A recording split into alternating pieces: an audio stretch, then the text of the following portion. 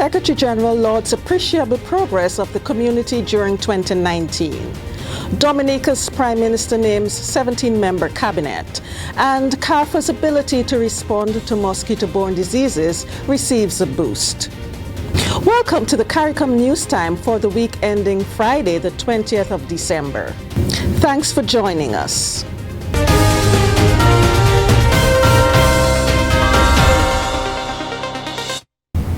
The Caribbean community has made incremental and appreciable progress in 2019. CARICOM Secretary General Ambassador Erwin LaRocque said in his end-of-year message on the 18th of December. He said that the spirit of the youth inspired him as he lauded Khadija Usher of Belize, Denaline Swaby of Jamaica, and Marika Duki of Trinidad and Tobago for their global activism on climate change. He described the innovative actions of St. Lucia's Johanan Dujong as a fine example of the capabilities of CARICOM youth. Mr. Dujong was named among Forbes magazine 30 under 30 entrepreneurs for establishing the Caribbean's first agriculture biotech firm to fight invasive seaweed. In his message, the Secretary General also lauded the ascension of St. Vincent and the Grenadines to the United Nations Security Council. He said that there is no doubt that the region's strong record of support for multilateralism and the principles enshrined in the UN Charter were significant factors in the successful bid of St. Vincent and the Grenadines. Dominica's re-elected Prime Minister, the Honorable Roosevelt Skerrit, has named a 17-member cabinet that will carry out the mandate of the Dominica Labour Party government as it begins a new term in office. In the new cabinet, Prime Minister Skerrit will hold the portfolios of finance, economic affairs, investment, planning, resilience, sustainable development, telecommunications, and broadcasting. The Honorable Reginald Austrie has been named Senior Minister with responsibility for housing and urban development. The ceremony was held at the Windsor Park in Roseau on the 17th of December. Prime Minister Mia Mottley of Barbados, Prime Minister Gaston Browne of Antigua and Barbuda, and Prime Minister of St. Vincent and the Grenadines, Dr. the Honorable Ralph Gonsalves, attended the event.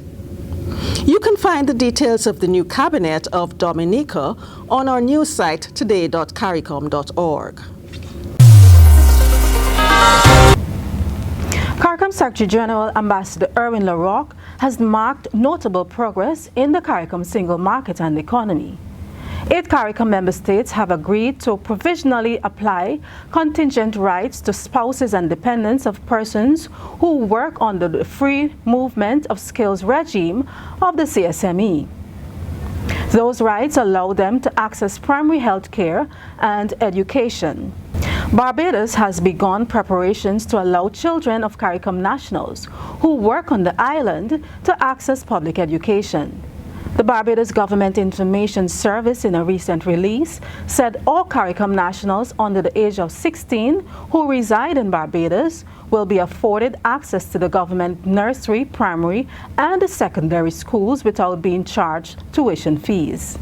CARICOM students will not be required to have student visa. However, they will pay all fees that are applicable to Barbadian students. You can read the full story on our news site at today.caricom.org. Affordable and accessible transportation is a major factor in fulfilling CARICOM's growth potential, Secretary General Ambassador Erwin LaRocque said as he reflected on the progress CARICOM made in 2019. In his end-of-year message to the community, Ambassador LaRocque said that when the Multilateral Air Services Agreement becomes fully operational, there will be increased options in intra-regional air travel for people and cargo. The Air Services Agreement removes restrictions on routes, capacity, or traffic rights for signatory countries. The Secretary General noted that opportunities have also been widened for the private sector with the agreement on the Protocol for Public Procurement. When that is fully implemented, he said, it will open up a lucrative market as individuals and firms will have the opportunity to bid for public sector contracts in all CSME participating member states. This has great potential for boosting growth and employment, he noted. Former president of the CCJ, Sir Dennis Byron, has been named as the head of a national commission on electoral reform in Dominica. Dominica's Prime Minister Roosevelt Skerrit announced Tuesday evening during the swearing ceremony of his new cabinet that Sir Byron had accepted the invitation to perform the role of sole commissioner on electoral reform. Mr. Skerrit said that the establishment of the commission now takes the matter out of the political sphere, adding that it will inspire confidence at home and abroad in the transparency and impartiality of the process. CARICOM will continue to advocate strongly against blacklisting and the withdrawal of correspondent banking services from the region. Throughout 2019, the Secretary General seized every opportunity to underline that member states' efforts to diversify their economies through the financial services sector have been inhibited by labels of non-cooperative tax jurisdictions by EU member states. He has also reiterated that the countries in question are not so designated by the relevant regulatory authorities, such as the Financial Action Task Force and the OECD Global Forum. Blacklisted jurisdictions face major reputational damage and disruptive controls on their financial transactions from the withdrawal of correspondent bank services. This affects the flow of remittances to the region, which the Secretary General noted in his end-of-year message is particularly important to people of the community during this festive season. Early in the year, CARICOM heads of government agreed that they will employ a multidimensional and targeted approach to the EU for it to cease the blacklisting of CARICOM states. The ability of the Caribbean Public Health Agency, CARPHA, to respond to mosquito-borne diseases will be enhanced through support from the European Union. A Euro 4.1 million grant agreement was signed last week by EU Ambassador to CARICOM, Her Excellency Daniela Tramaser, and the Executive Director of CARPHA, Dr. Joy St. John.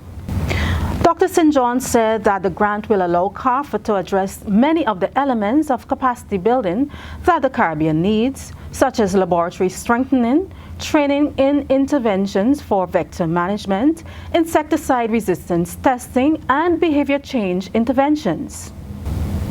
Ambassador Tramaser said that the EU remains committed to assisting the region with health security, especially when mosquito-borne diseases such as Zika and dengue threaten both the health of the regional population and general productivity, as well as the important tourism sector. The community has remained steadfast in ensuring the safety of CARICOM citizens. Secretary General Erwin LaRocque said the community continues to build the security architecture to safeguard citizens and to deny criminals the benefits of their ill-gotten gains.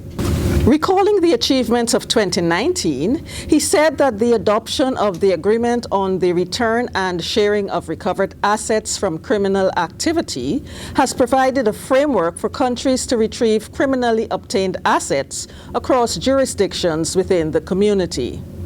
Ambassador LaRocque has also lauded Trinidad and Tobago's excellent hosting of the Caribbean Festival of Arts, CARIFESTA 14, in August, noting that the satisfaction which the richness and diversity of our cultural expression bring to all of us could only be enjoyed within a secure environment.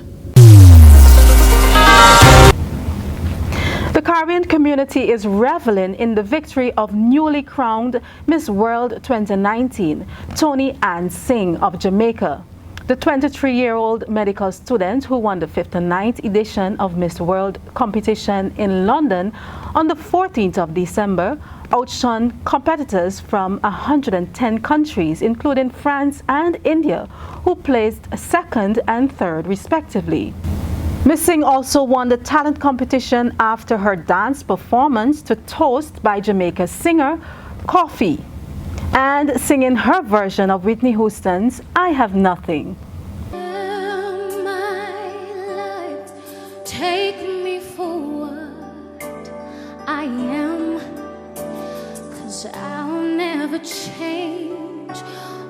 colors for you. Oh, I never knew love like I knew it with you. Well, All eyes were also on Miss Nigeria, who didn't win last Saturday, but you would not have known from her reaction when the winner's name was called. Jamaica.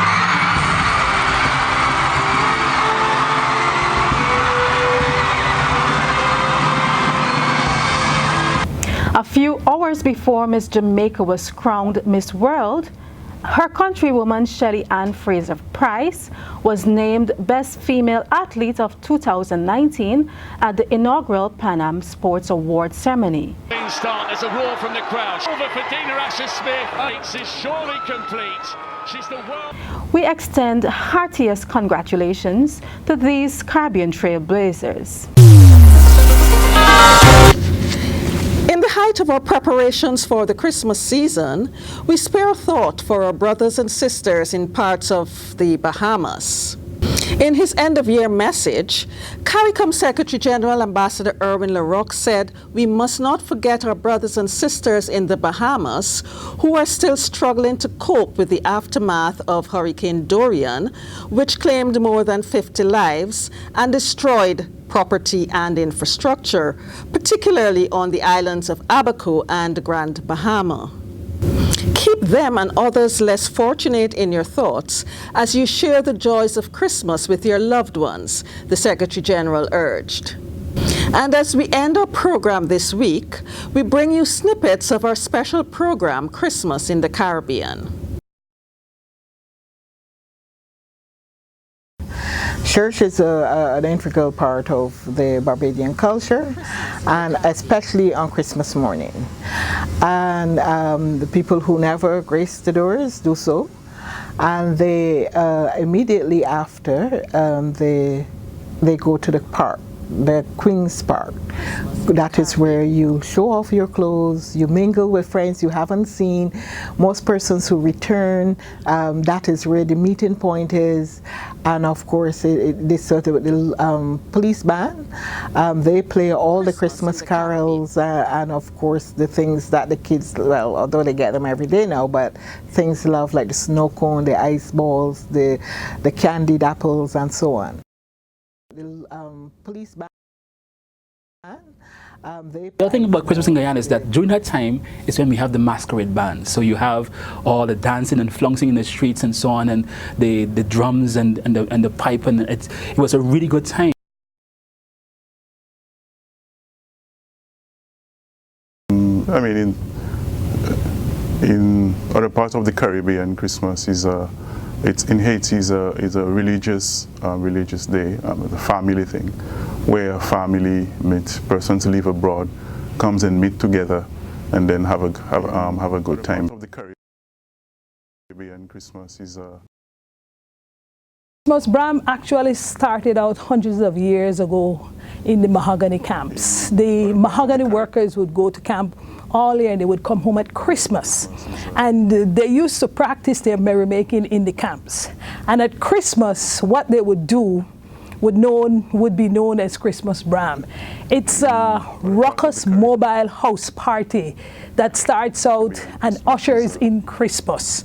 So you would start from one end of the city to the other end. You would stop at the house, drink, dance, merry-make, do anything, and pick up, go to. For these and other stories, you can visit the CARICOM news site at today.caricom.org or the CARICOM website at caricom.org.